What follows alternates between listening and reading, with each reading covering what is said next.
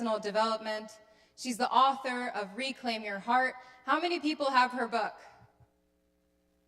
Can't really see your hands. I'm sure a lot of you have her book. You can buy it online, right? You can get it in a few days. Or you're in luck because she's here today and she's selling her books at the Texas Dawah booth and she's signing it.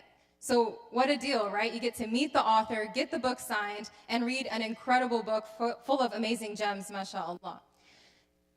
In her session, she's going to walk us through restoration through our body, mind, and soul by following the path to Allah in order to overcome our challenges. Who here is excited to hear Sister Yasmin talk? She's traveled a long way for you guys, and I'm so excited to introduce her to the stage, inshallah. She's a writer, she's a poet, and I am just so excited to have her come up, inshallah. Please welcome to the stage, Ustada Yasmin Mujahid.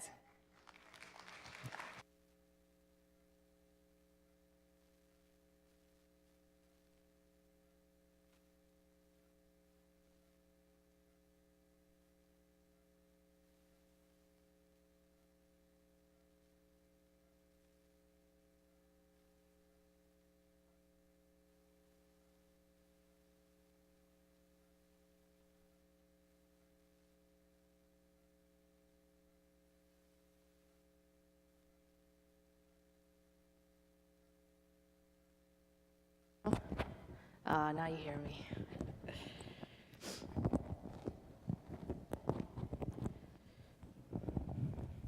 They were so excited to have me speak, they had me come up 10 minutes early. أعوذ بالله من الشيطان الرجيم بسم الله الرحمن الرحيم والصلاة والسلام على رسول الله وعلى آله وصحبه أجمعين رب اشرح لي صدري ويسر لي أمري واحلل عقدة من لساني يفقه قولي. Assalamu alaikum, everyone. Alhamdulillah, I've been to Houston a few times, but this is my first time at this particular conference, and I'm very happy to be here.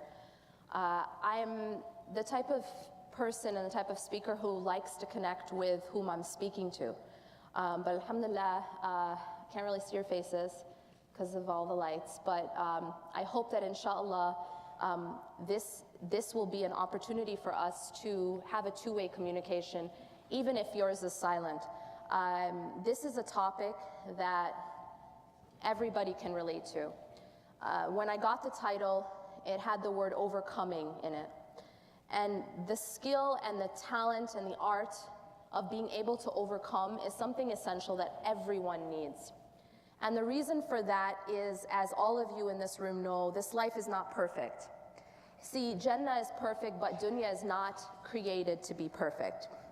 What that means is that there is nothing that is entirely good or entirely, eternally good in this life.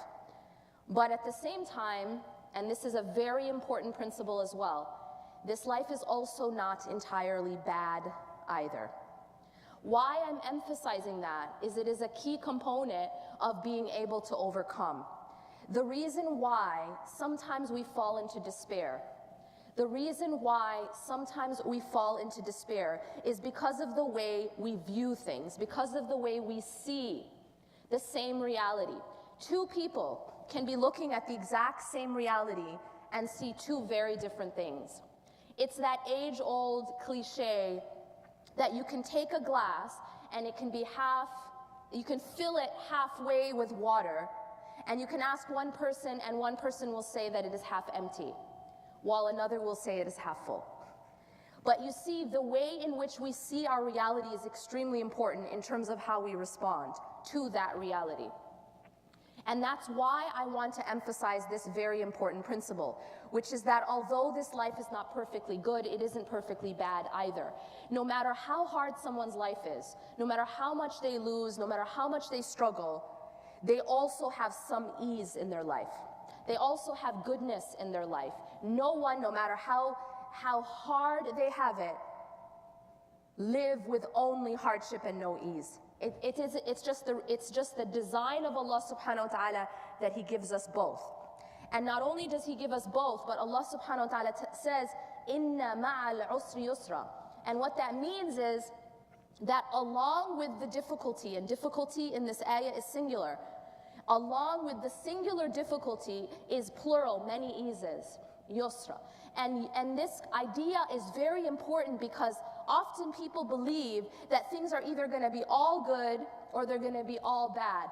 And when they go through difficulty, they have trouble finding the light within the darkness. And so I want to begin by speaking about the fact that there is always light, even within the darkness. Just now we're in a rather dark room. The lights are very, very low, the ceiling lights. But there's also a lot of light as well. And so a person can choose what they focus on. And I cannot emphasize enough that who you are and what surrounds you has everything to do with what you choose to focus on. And this is something that has been shown again and again in studies, that it is our focus that determines our world, essentially, our reality. And I'm going to explain what I mean. Allah subhanahu wa ta'ala says, He teaches us a very, very fundamental principle. He says, وَلَئِن شَكَرْتُمْ لَأَزِيدَنَّكُمْ. That if you are thankful, if you are grateful, I will increase you. And what's so powerful about this is that what Allah is showing us is that if you and I choose to focus on what we have, rather than focusing on what we don't have, what we have will increase. And when I say what we have will increase, not only will we be given more of these good blessings, but psychologically those blessings grow in our minds. In our minds we feel full. We feel contented when we choose to focus on the things that we have. When we choose to focus on the light, when we choose to focus on positivity, it actually grows within us and we become filled with it. But see, there's another dangerous tendency that we have. We have this tendency as human beings, and we have this tendency as a community, and that is that we like to complain. We like to complain about how bad it is. We like to complain about the things that are going wrong. Now, one thing I warn you against is this. I believe very, very strongly that we have taken two extremes in how we deal with difficulty. We've taken two extremes in how we deal with pain and hardship. And when something wounds us or something harms us or hurts us, we've taken two extremes. One extreme is the extreme of suppression.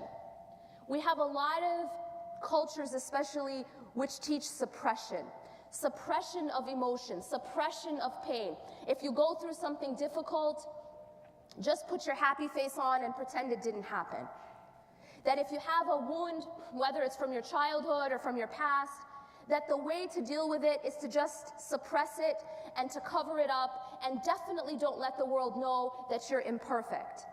And that's actually a very, very, very dangerous trend, because what that's like is like a person who gets shot, and what they do with their gunshot wound is they cover it with a Band-Aid. When you cover a gunshot wound with a Band-Aid, what happens to it?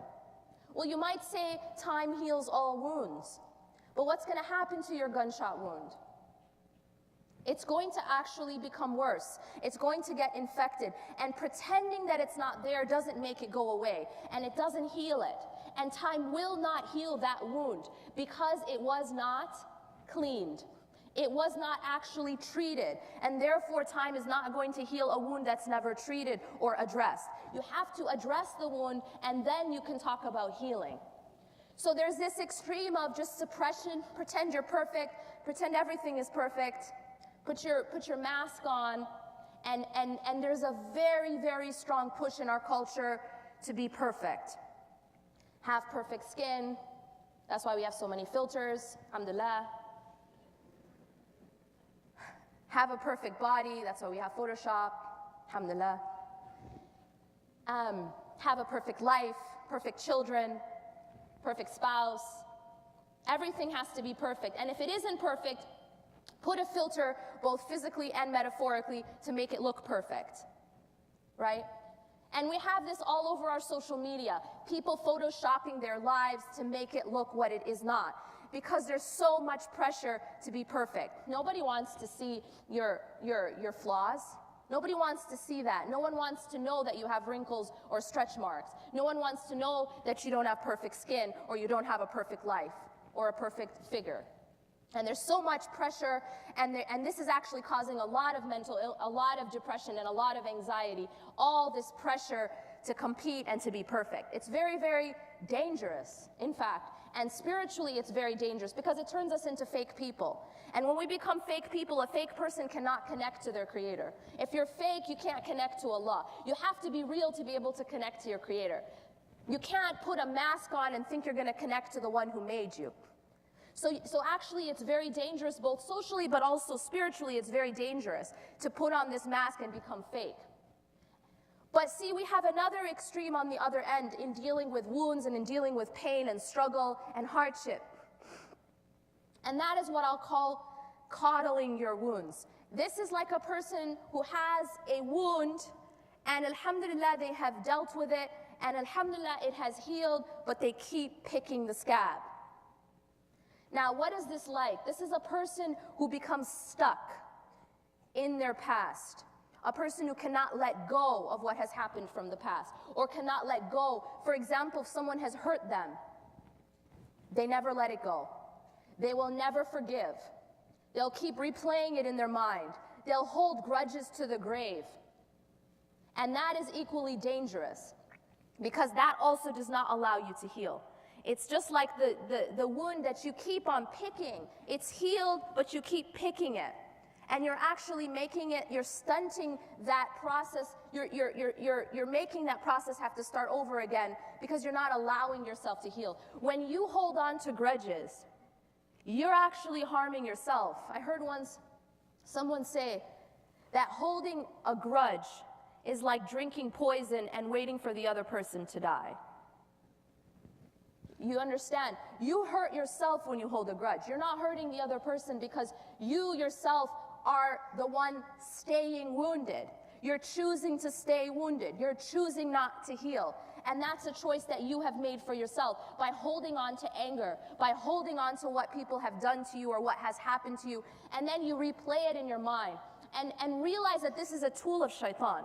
One of his favorite tools is to remind you and actually replay like a broken record anything and everything that ever hurt you from your life. And the reason why he does this is he knows that if you get stuck in your past, you won't be able to move to your future. You just get stuck. And when you get stuck in pain, you can't move on. It's like a person who's driving, and we have a couple, mirrors in the car, right, when you're driving. You have the front where you're looking forward, but then you have the rear view mirror. And the rear view mirror has a very specific function. The rear view mirror is supposed to be something that you look at to give you an idea of what's behind you.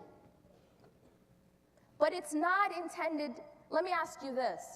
If when you're driving, you stay too long looking at the rear view mirror, you understand? So instead of looking forward, you just get fixated on the mirror, the rear view mirror. You get fixated on what's behind you. What's going to happen? You crash. Why do you crash? You crash because you're not looking forward. But the mirror is there, but the mirror is not intended for you to be fixated on. The rear view mirror is only supposed to be for your reference, for you to reference what's behind you and then move forward and look back forward, because forward is where you're moving. But people do this in their lives. They get stuck on the rear view mirror. They get stuck on their past. They get so stuck in whatever has passed them, whatever is behind them, that they crash because they're not looking forward and they're not actually able to move forward. So this is a very, very well practiced tool of the shaitan, is to make you stuck on what is behind you. And there's many ways in which he does this, many ways. One is by keeping you angry at whatever happened, keeping you holding a grudge, keeping you holding on to that anger. Someone hurt me, so-and-so did this to my family, this person didn't, whatever it was that they did to you. Sometimes he might try to keep you angry at Allah subhanahu wa ta'ala. A'udhu billah. Oh, look what Allah did to you. Right? This is the worst kind. Look what Allah did to you. Look what Allah took from you. You didn't deserve that. That wasn't fair. This is the type of poisonous waswasa that he will put. And when you start to when you start to allow that and it grows within you, it's like poison. So it will replay these things in order to keep you internally very negative. And when you're internally negative, it's like poison going through your veins. You won't be able to move forward. So what's the solution? I've talked about two extremes. I've talked about the first, which is the suppression, that the fake attitude, right? The I'm perfect, let me put a Band-Aid on all my problems and not actually deal with them. As we said, that's not going to solve anything. You can't put a Band-Aid on a gunshot wound and expect it to heal. It's in fact going to get infected, and you're going to end up having to amputate or even die from the infection. The other extreme were those who just stay stuck, who coddle the wounds, who take off the scab, who get fixated on the rearview mirror. And that also is going to make you crash. So then what's the solution? How can we deal with hardship? How can we be genuine and authentic and not fake, but at the same time not get stuck in that quicksand, right? In that mud that doesn't allow us to move forward. And I believe that the answer is this. The answer is that we need to be honest about our reality. We need to be real about our reality. For example, when you walk outside and it's nighttime, it's night. Is it dark at night? Yes, thank you.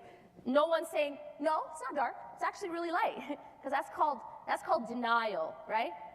So if you walk outside and it's dark, it's night.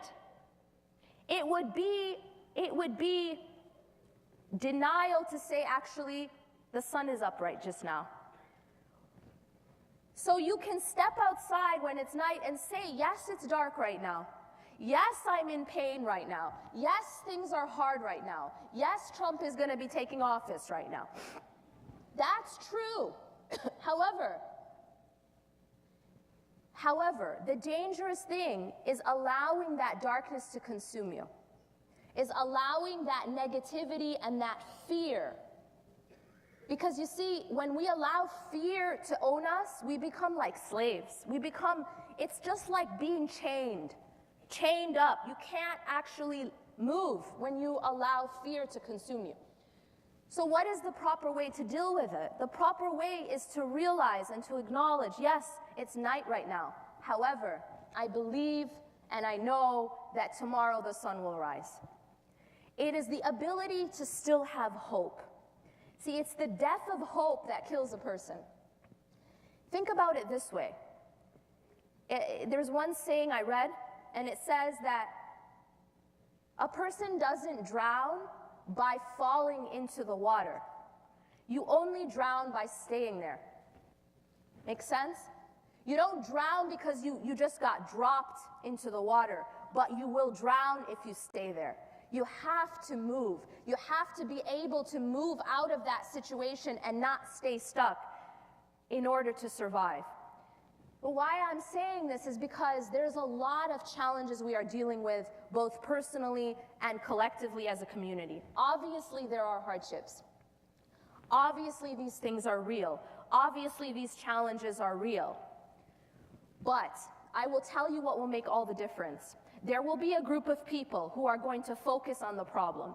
There will be a group of people, there always will be a group of people who will continue to focus on everything that's going wrong. And that's going to be all they talk about, and that's going to be all they read about, and that's going to be all they think about. But what happens when you do that, when you focus on the problem, is that it grows. It will grow and it will consume you, and you actually start to become paralyzed by it. Have you ever done that where you just watch too much negative news for a while? How do you feel after that? What happens to your state when you consume yourself with negative news and that's it? Does it make you more empowered? Be honest. Or does it make you despair? It doesn't empower you to focus on negativity. What empowers you is to focus on hope, to focus on what you can do about it, to focus on how you can make it better. You understand the difference? And there will be another group of people who will focus on the positivity, on what it is that we can do to make a change. See, if I am chained up and all I do is focus on my chains, man, I got a lot of chains just now. I got a lot of them. And I just sit and describe the chains. I tell you how heavy they are. I tell you exactly their shape, their color, and that's it. And that's all I talk about, and maybe I post about it, and then I call my friends, and all I'm talking about is chains. You guys following? And that's it. But I haven't actually taken any steps to break those chains. I haven't focused on how can I get out of that situation, or how can I improve my situation. If all these lights got turned off just now, all of them, see, we could sit and we could talk between one another about how dark it is in the room. We could sit and we could complain and lament, and then everyone take out their phone and write a status about it, maybe take a photo of how dark it is, you know, get a lot of comments, have a big discussion, cry and scream. But what have you done about the darkness? No one has gone and gotten a lamp. No one has gone and gotten a candle. No one has turned on a light switch. You understand? And this is the essential problem. When we get consumed with everything that's going wrong, what happens when you do that is that you haven't actually taken steps to change it. So I warn you and myself against becoming consumed with the negativity. I warn you and myself from becoming consumed with everything that's going wrong and only problems, because I promise you, while the problems are real, the goodness is also real. There's also goodness. Allah has promised that inna ma'al usri yusra. Allah has promised that along with the hardship comes eases, the plural of ease. It's never ever going to be only dark. There's always going to be goodness, but it's up to me and it's up to you what it is that we're going to focus on. Whatever you focus on grows. Whatever you focus on grows. And that is why the practice of gratitude is so powerful. And the practice of gratitude is something that you know, psychologists have found across the board. This very principle that Allah subhanahu wa ta'ala tells us in the Quran, وَلَئِن شَكَرْتُمْ لَأَزِيدَنَّكُمْ, that if you are grateful, I will increase you. They have actually found in studies that one of the most effective ways to treat depression is simply to keep a gratitude journal.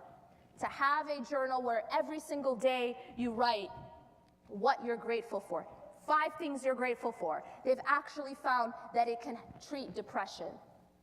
Why is that? Because this is the way Allah has wired us. When we focus on what we have, when we focus on what's positive and what we can do about it, we actually become more content and we become happier people. So I urge you to take this middle route of acknowledging the problems but not focusing on them. As they say, you should let go of your past but hold on to the lessons. The rearview mirror is intended just as a reference. Your past, I once read, your past should be a place of reference, not a place of residence. You're not supposed to be living in the past, but what you're supposed to be doing is learning from it, take the lesson, but let it go. And similarly with the challenges that we're dealing with today, every single one of us have personal challenges, every single one of us have collective challenges. As a community, we are facing very, very real challenges. But I'm going to end with this story. Many of you have heard me share it. I feel that it is so relevant today. And that's the story of Musa alayhi salam when he was with his people in front of the Red Sea. When Musa alayhi salam stood in front of the Red Sea, he was in a very impossible looking situation. He had this giant body of water in front of him and he had an army behind him. And this was Pharaoh. He was a superpower. He was a superpower who killed babies as a policy, cut off people's limbs and stuff. And now he's with a group of slaves stuck. But the question is, what was his response? And what was the response of the people who were with him? فَلَمَّا تَرَاءَ الْجَمْعَانِ قَالَ أَصْحَابُ مُوسَى إِنَّا لَمُدْرَكُونَ. When they saw each other, the group, so Musa alayhi salam, his people saw the armies, you know what the people of Musa said? إِنَّا لَمُدْرَكُونَ. They had this attitude which many of us had the day after the elections especially. We will be overtaken. That's it for us. You know what I'm saying? We're all going into camps. Not the fun kinds of camps, guys. We freaked out, and understandably so. When we face hardships as a community or individually, many of us have this type of response. Inna lamudrakun. Indeed, we will be overtaken. We lose hope. We fall into despair. And honestly, it's somewhat understandable. They're stuck in the front of a Red Sea with an army behind them. Okay, it's understandable given the situation, as it is understandable our own anxiety at this time. However, look at the response of Musa alayhi salam. قَالَ كَلَّا. He said, nope. He said, nope. He said, absolutely not, by no means. Kalla, for those who understand Arabic, is a very, very emphatic no way. قَالَ كَلَّا إِنَّ مَعَيَ رَبِّي سَيَهْدِينَ. Indeed, my Rabb, my Lord, is with me, and he will guide me through this. You see, Musa alayhi salam had the ability to stay focused on the right thing. Musa alayhi salam wasn't focused on the problem. Musa alayhi salam wasn't focused on the army, and he wasn't focused on the Red Sea. He was focused on Allah. And he knew that Allah would get him through it. He knew that Allah was greater than the Red Sea and the army combined. And Allah is greater than any candidate, and Allah is greater than any leader, and Allah is greater than any catastrophe that's happening in the world. قَالَ كَلَّا إِنَّ مَعَيَ رَبِّي سَيَهْدِينَ. He said, by no means will we be overtaken. By no means. My Lord is with me, and he will guide me through. And then what happened to him? Allah told him to strike the sea with his staff. And when he did that, the sea was split in half. Now, this is not just an awesome story. It is an awesome story, but that's not it. After telling us this story, Allah tells us, إِنَّ فِي ذَلِكَ لَآيَةً, that indeed in this is a sign. This is a lesson for us. It's not just a bedtime story that we tell our kids. This is not just a bedtime story. It is a lesson for us, and it's a timeless lesson that applies as much then as it does today, and it will be forever applicable. That when you put your trust in Allah, he will make a way out for you. And this splitting of the Red Sea will happen and can happen for us today just as it happened for them. Not physically. We won't physically be standing in front of a sea. We probably will never be put in such a situation, I hope. However, Allah subhanahu wa ta'ala, and many of you who've been in this situation can attest to this and can witness to this, that there are times when you feel stuck in your life. There are times when you feel powerless and you see absolutely no way out. Has it happened? Will it happen? Absolutely. And it is in those times that if you truly put your trust in Allah and you do what you can. One thing that's very interesting about this story is that Musa alayhi salam was still told to take an action, wasn't he? See, when we get put in such situations, it doesn't mean we don't take action. See, tawakkul, trust in Allah, doesn't mean you don't take action. It doesn't mean you don't take action.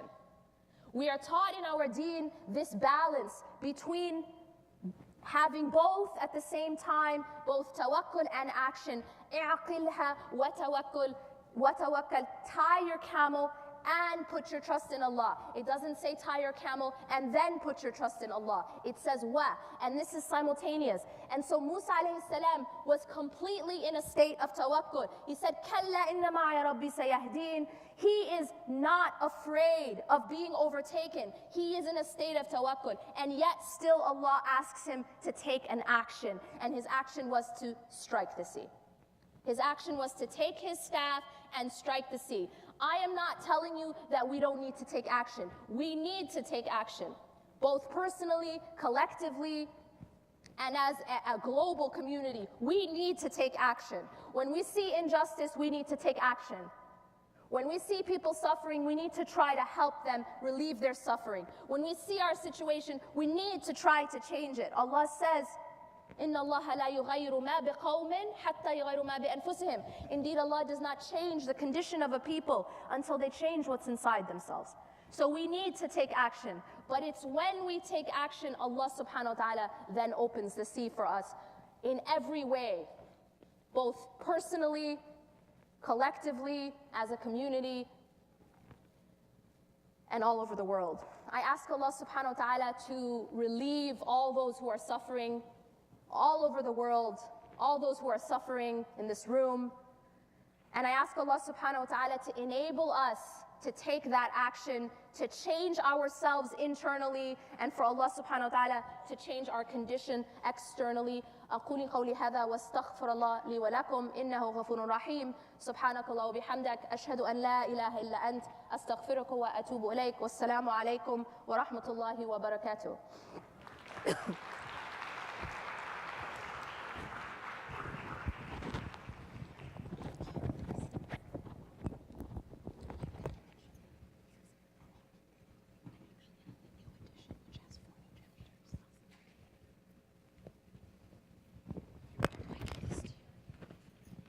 Jazakallah khair, Sister Yasmin. One thing you guys should know is that she will be outside immediately after this lecture. She's heading out right now for a book signing for her book, Reclaim Your Heart. Keep in mind, this is the new edition where there are 4 additional chapters. So you have her book already. Be sure to buy the new edition, inshallah, and get it signed.